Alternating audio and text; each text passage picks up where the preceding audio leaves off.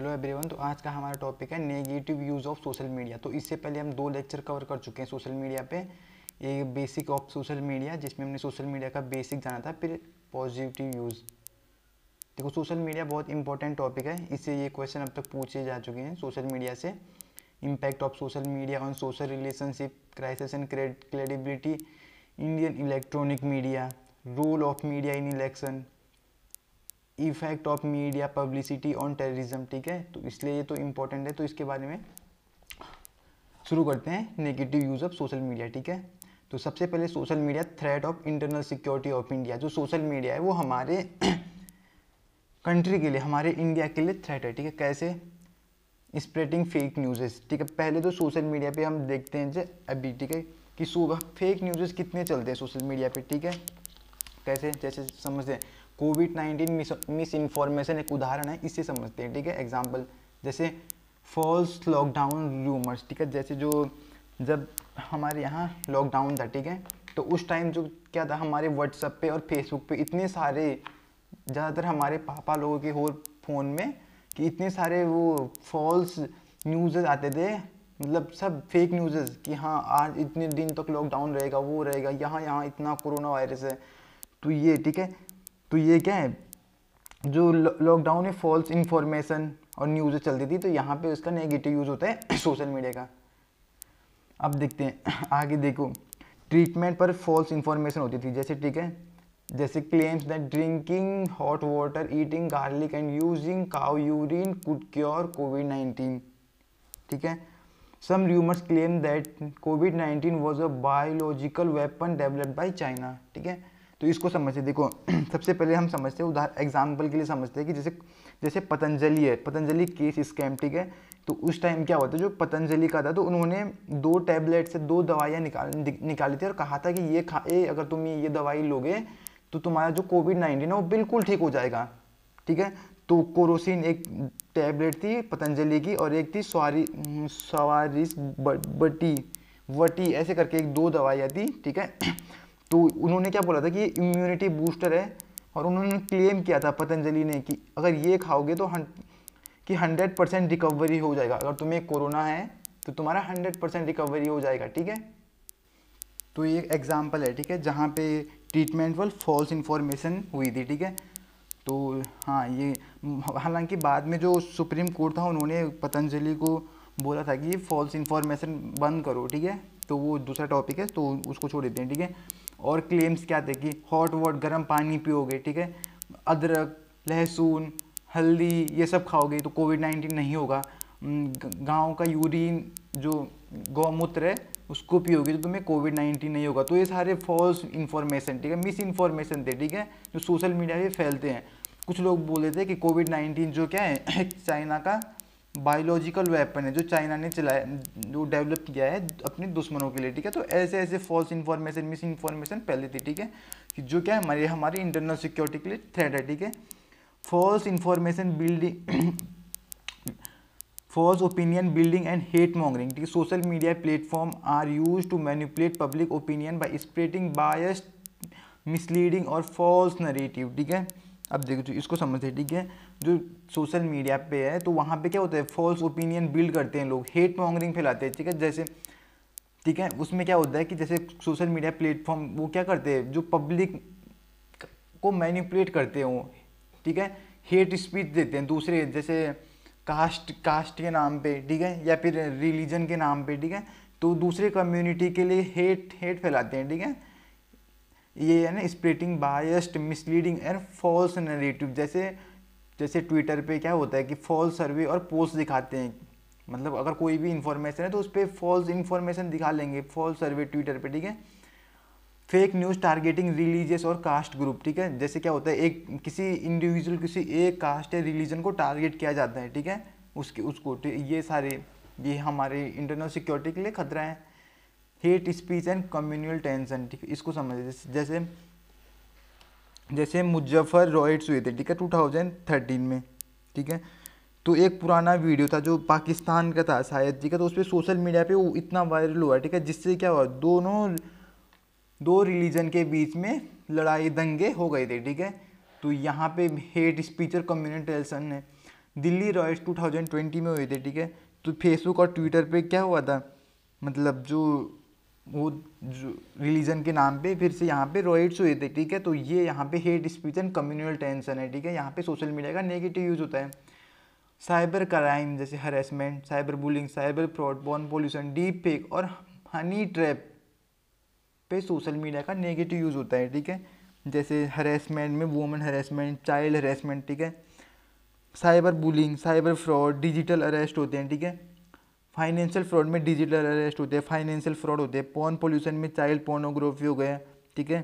Without concern video हो गया, ठीक है। डीप फेक हो गया, हम इतना देखते हैं डीप फेक आजकल बहुत चल रहा था, ठीक है। हनी ट्रैप हो गया, तो हनी ट्रैप क्या है, देखो पहले इसको समझ, एक एग्जाम ये देखते हैं, ठीक है। Honey trap operation transparent tribe जो Pakistan based high hacker group था, वो टारगेट करते थे इंडियन डिफेंस पर्सनल और गवर्नमेंट ऑफिशियल को और सिक्योरिटी एजेंसी को, ठीक है। तो हनी ट्रैप में ये होता है बेसिकली किसी इंडिविजुअल, किसी गवर्नमेंट ऑफिशियल या फिर डिफेंस पर्सनल को टारगेट किया जाता है, ठीक है। अब देखते हो टेररिज्म। टेररिज्म कैसे हमारे सोशल मीडिया हमारे कंट्री के लिए खतरा है। तो social media has become powerful tool for terrorist organisation to spread their ideology and recruitment. In Kashmir terrorist group use social media to promote violence and to create sense of fear.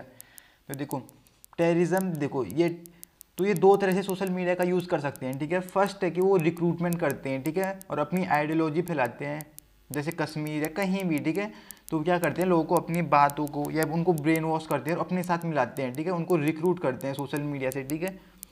अब दूसरा क्या है, terrorist क्या करते हैं, social media का use करते हैं वायलेंस और लोगों में डर पैदा करने के लिए सोशल मीडिया का यूज़ करते हैं, ठीक है।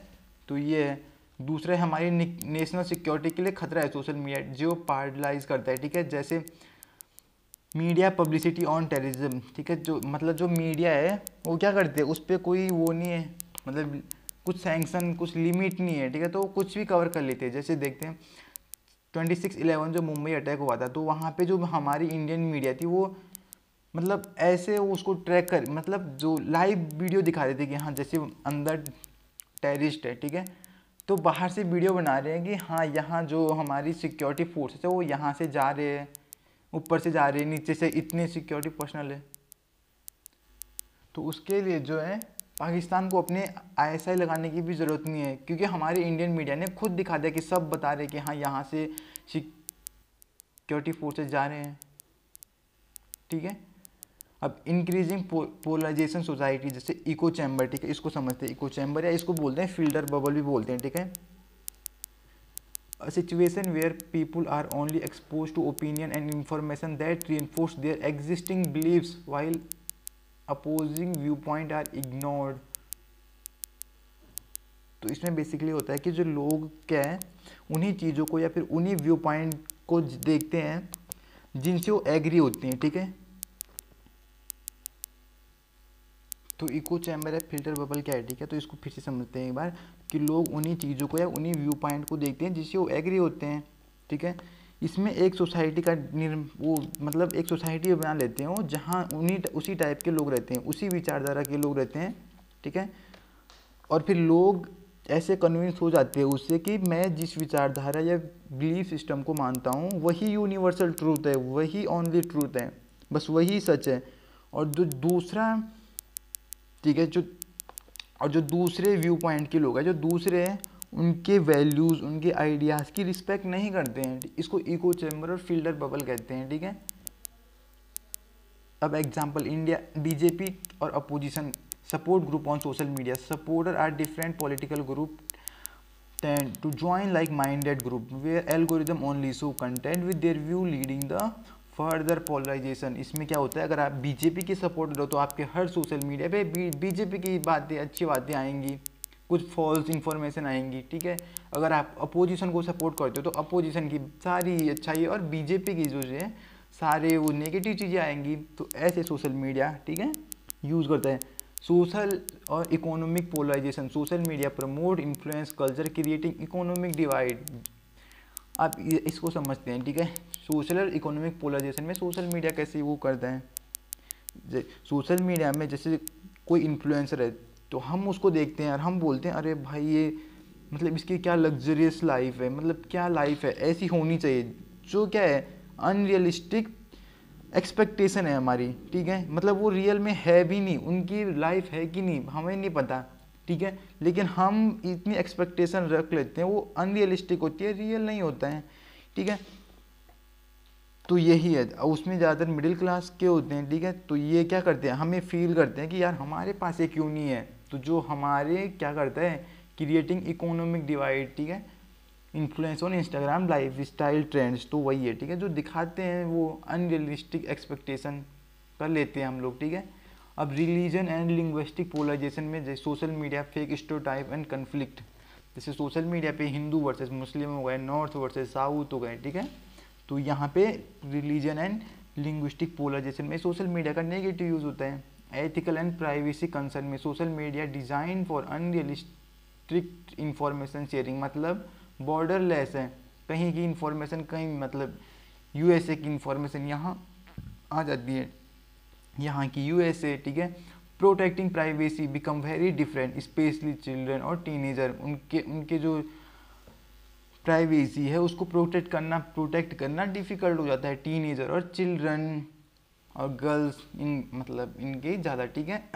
अब देखते हैं, देखो इसमें देखते हैं फाइनेंशियल फ्रॉड, ठीक है, जैसे online scam through social media, digital arrest हो गए, वायलेशन ऑफ ह्यूमन राइट्स, ठीक है, जैसे ऑनलाइन टीजिंग, साइबर बुलिंग हो गए, ट्रोलिंग हो गया, ये सोशल मीडिया पे इतना चल रहा है, कुछ लोग सुसाइड कर लेते हैं, ठीक है, बहुत सारे लोग। तो यहाँ पे नेगेटिव होता है privacy and data exploitation, Aadhaar card misuse claims, जैसे एम्स दिल्ली का हुआ था, वो आधार कार्ड की सारी इन्फॉर्मेशन वो टेलीग्राम बन, तो यहाँ पे सोशल मीडिया का नेगेटिव यूज। अब देखते हैं आगे सोशल कॉस्ट पे mental health issue, excessive social media use lead to sleep disorder, anxiety, depression और इंटरनेट एडिक्शन, जैसे गेमिंग और बैड टाइम, ठीक है। तो इसमें क्या है, देखो मेंटल हेल्थ इश्यू, बहुत ही ज़्यादा सोशल मीडिया का यूज़ करने से स्लीप डिसऑर्डर होते हैं, जैसे अगर आप सो रहे हो और आप बोल दो सोने से पहले एक बार देख लेता हूँ किसी का मैसेज तो नहीं आया है, कुछ मिस तो नहीं हो गया, तो आप उसी फ़ोन में लग जाओगे, फिर मतलब वही देखने लग जाओगे फ़ोन ही, फिर sleep, anxiety, depression, internet addiction, जैसे गेमिंग और बैटिंग, ये तो है ही, ठीक है। अब आगे देखते एल्टर्ड ह्यूमन बिहेवियर में, इसमें सोशल मीडिया का negative use, increase aggression and reduced empathy, decline in face to face communication skill हमारी कम हो रही है, ठीक है। फैमिली एंड रिलेशन स्ट्रेंथ, देखो इसको समझते हैं। पहले क्या होता था, पूरी फैमिली एक साथ बैठ के खाना खाती थी, आराम से डिनर करती थी, लेकिन अब वैसा नहीं होता है। अब हर किसी के पास सोशल मीडिया है, फ़ोन है, तो क्या करता है अपने फ़ोन में कोई सीरियल, कोई नाटक जो भी है, कोई तारक मेहता लगा के अपने अपने फ़ोन में और टीवी में सब अलग अलग बैठ के खाना खा रहे हैं। तो क्या हो गया, हमारी फैमिली और रिलेशन जो है वो डिवाइड हो गई, मतलब समझ लो ना। तो यहीं पे यही सोशल मीडिया का नेगेटिव यूज़ था, ठीक है। आज के लिए इतना ही। तो आगे हम देखेंगे role of media in election और सोशल मीडिया रेगुलेशन, ये दोनों एक ही लेक्चर में हम कवर कर लेंगे। फिर दूसरा लेक्चर होगा डिजिटल इंडिया पे, ठीक है, जिसपे 2024 में आया है कि digital economic opportunity and challenge, ये अभी पिछले साल का ही है 2024 का, तो इसको कवर करेंगे हम फिर, ठीक है। तो आज के लिए इतना ही, थैंक यू।